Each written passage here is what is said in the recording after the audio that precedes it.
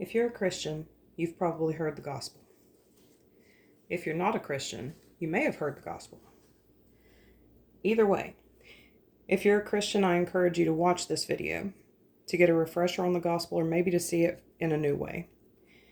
If you're not a Christian, I encourage you to watch this video so that you can understand the gospel and what us Christians are talking about. So this bowl, as you can see, it's nice and clean. It's white. It's pure. That represents our lives.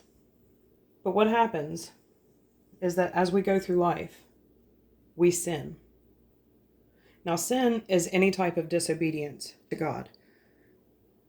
It's breaking His commandments, but it's also not doing something right when you know you should, or doing something wrong when you know you shouldn't. That's sin. And sin separates us from God. Now, what a lot of us try to do is we try to sin and keep our sin separate. So we'll have like one little part of our life that there's sin in. And we'll think that we'll just keep that part separate and the rest of our life will be clean. So then we try to do that as we go through life. Over and over and over, we try to keep our sin separate. But what ends up happening is that over time, we realize that our entire lives are consumed with sin. And then, as we walk through life, things start to get muddied. Everything becomes contaminated. Everything in our lives is affected by our sin. Our relationship with God, we're distanced from Him because of sin. Sin can affect our relationships with others as well. And so we end up in this place where we have this muddy mess in our life. And we think, well, let me clean this mess up. I really need to get my life straightened up. I'm in a bad place. I need to clean up my life. So we go in. But here's the problem. Let's say this sponge, that's us. So we're going to go into our life and we're going to try to clean up this mess that we've made through sin. We try to clean it up, but it doesn't work. We can try all day long. We can try for years. We'll never clean up that mess. And the reason we won't be able to clean up that mess is because we already have sin. Our lives are contaminated with sin. There's no way for us to clean up our own lives.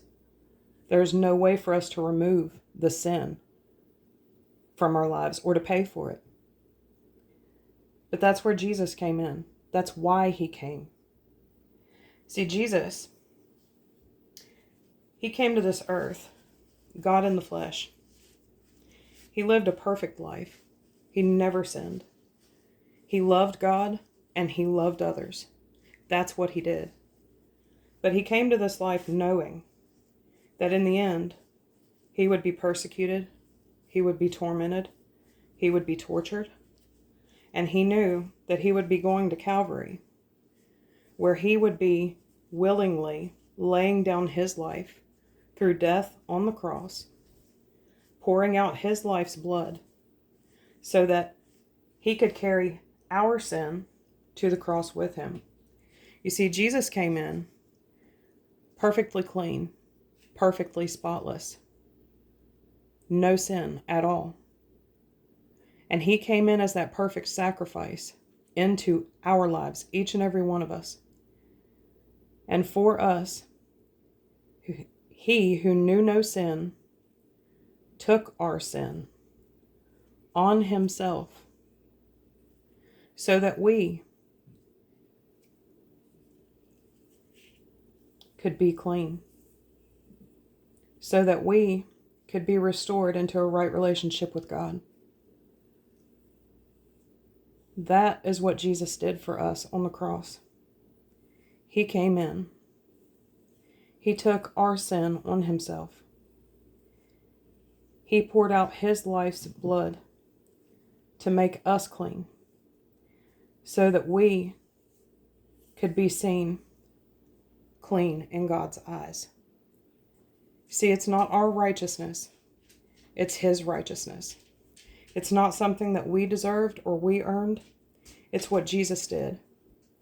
Jesus came and died so that we could live, for now and for eternity.